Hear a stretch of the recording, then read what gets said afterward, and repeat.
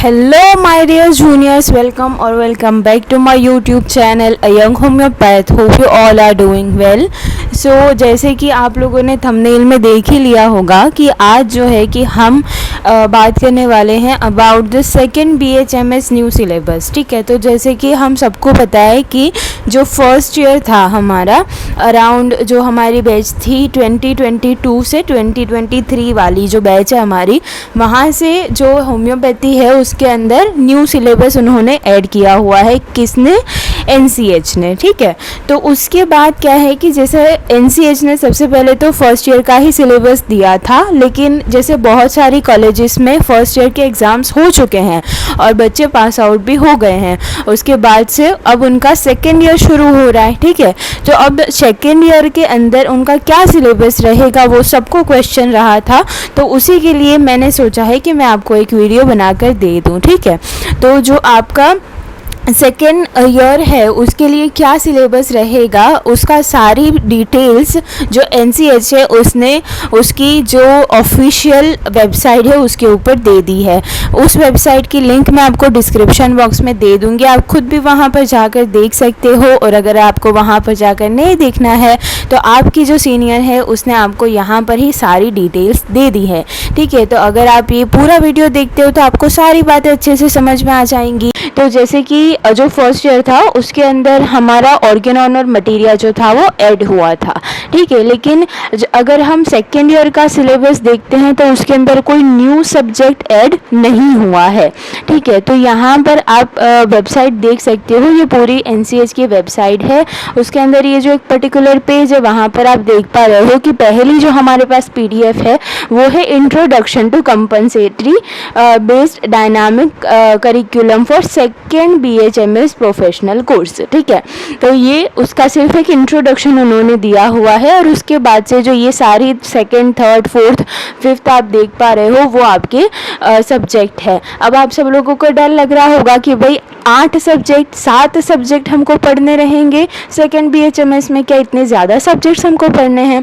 तो आपका ये डाउट भी मैं क्लियर कर देती हूँ कि जब हम ये वाली PDF के ऊपर क्लिक करते हैं तो हमारे पास कुछ इस तरीके की पूरी PDF निकल कर आती है. ठीक है, तो उसके अंदर भी जैसे आप यहाँ पर देख पा रहे हो कि बैच 2022 और बैच 2023 जो है उसके ऊपर ये न्यू सिलेबस लागू होता है. ठीक है, और उसके बाद वाले जो 5 इयर्स कंटिन्यूसली ये जो आपका सिलेबस है वो रहेगा, मतलब कि आपके जो जूनियर्स हैं उनको भी सेम सिलेबस रहेगा. ठीक है, ये चीज़ आपकी क्लियर हो जाती है.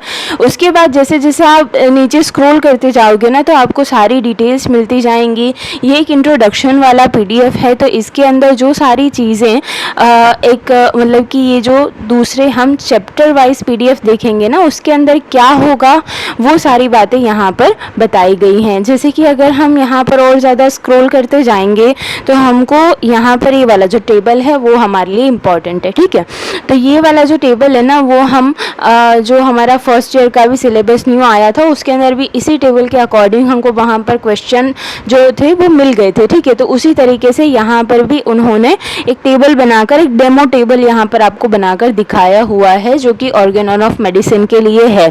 ठीक है, तो जिसके अंदर कि आप यहाँ पर सारी चीज़ें देख पा रहे हो. इसके अंदर से हमारे लिए जो इम्पोर्टेंट चीज़ है वो रहेगी ये वाला कॉलम जहाँ पर कि आपको सारे इम्पोर्टेंट क्वेश्चंस मिल जाएंगे, और ये वाला कॉलम ये वाला जहाँ पर कि आपको बताया जाएगा कि ये एक पर्टिकुलर क्वेश्चन जो है उसके अंदर से क्या फॉर्म हो सकता है. MCQ, SAQ मतलब कि शॉर्ट आंसर क्वेश्चन, FAQ मतलब कि full answer question, viva, quizzes. ठीक है, तो ये सारी चीज़ें. ठीक है, तो ये तो एक छोटा सा मतलब कि इंट्रोडक्शन वाला था. लेकिन अब आगे चलते हैं कि भाई आपके जो सब्जेक्ट हैं वो कितने रहेंगे. ठीक है, तो सब्जेक्ट आपके रहेंगे जो आपकी ओल्ड बैच में होते थे वही सब्जेक्ट रहेंगे.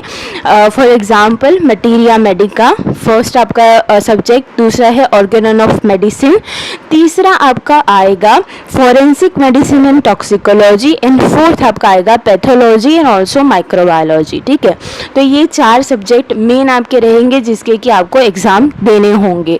रेस्ट ऑफ जो सारी चीज़ें यहाँ पर लिखी हुई है, for example repertory and case taking and practice of medicine and surgery. ठीक है, तो इनके क्या है कि आपको सपोज़ कि जो क्लिनिकल एग्जामिनेशंस इसके अंदर होती हैं वो आपको सिखाई जाएंगी।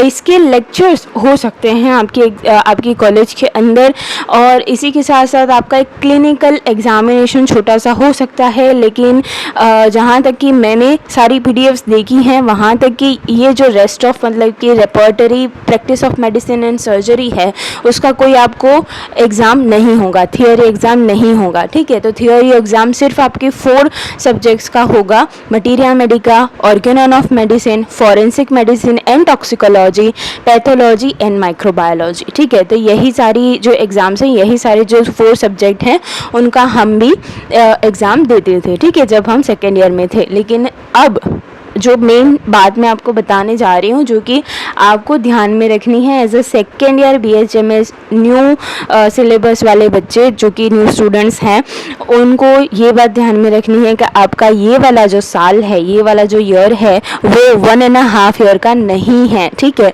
तो अगर आपका अभी अभी सेकेंड ईयर शुरू हुआ है तो इट्स हाई पॉइंट कि आप अपनी प्रिपरेशन शुरू कर दो। ठीक है, बिकॉज कि रिलेटिवली जो हमारा एनाटमी है, फिजियोलॉजी है, वो इजी रहेगा आपको in relation to this pathology and microbiology and forensic medicine and toxicology. ठीक है, तो आपने इसको बिल्कुल भी हल्के में नहीं लेना है। दूसरी चीज़ ये है कि आपने फर्स्ट ईयर से आपका थोड़ा सा हैबिट हो गया होगा कि हाँ भाई लेटली थोड़ा प्रिपरेशन शुरू करेंगे, अभी तो 1.5 ईयर है हमारे पास, अभी तो हमारे पास 6 मंथ हैं। ठीक है, तो वो चीज़ आपके पास बिल्कुल भी नहीं होने वाली है। आपके जो ये सेकेंड ईयर होगा वो सिर्फ और सिर्फ 12 महीने मतलब कि 1 साल का है।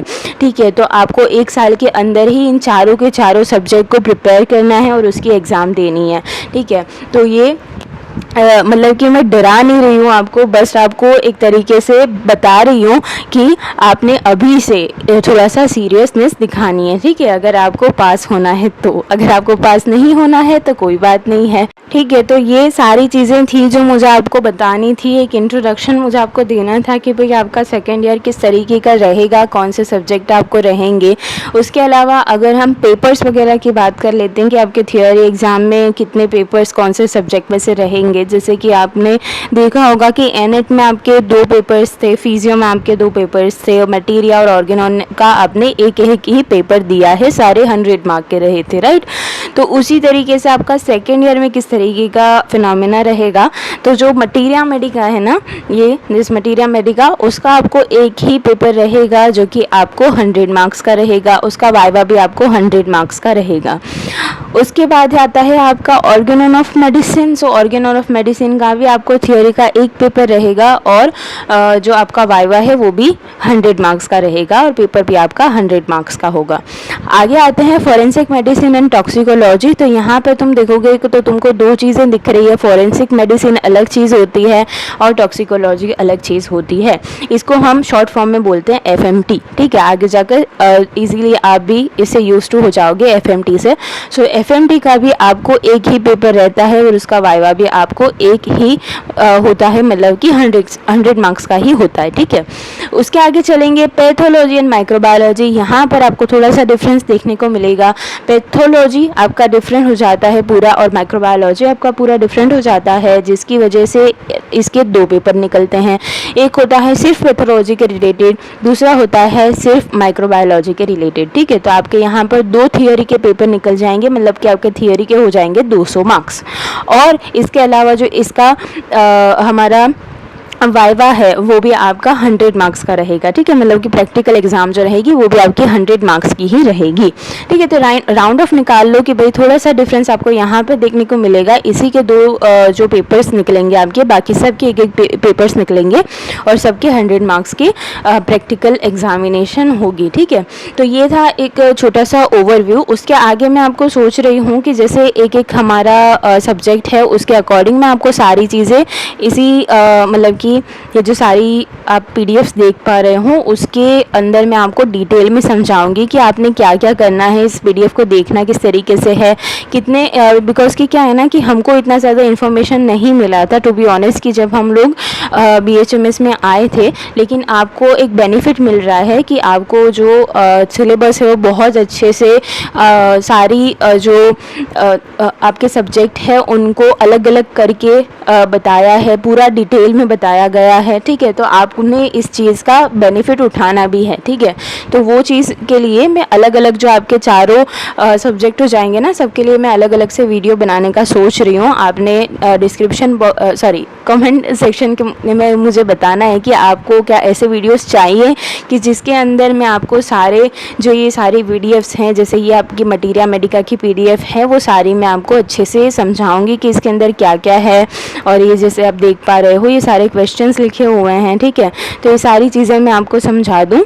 ऐसा अगर आपको वीडियो चाहिए देन आप मुझे कमेंट सेक्शन में बता सकते हो, तो मैं आपके लिए वो वीडियोस बना दूँगी, ठीक है। तो अभी तक के लिए होपफुली आपको पूरा वीडियो अच्छा लगा होगा और एक थोड़ा सा हिंट मिला होगा आपके सेकेंड ईयर के बारे में। So if you like this video then please like, comment, share and subscribe to my channel. And also if you want any video on the specific topic then you can tell me in the comment section, as well as you can DM me on my IG account. Link is in the description box. And thank you so much for watching.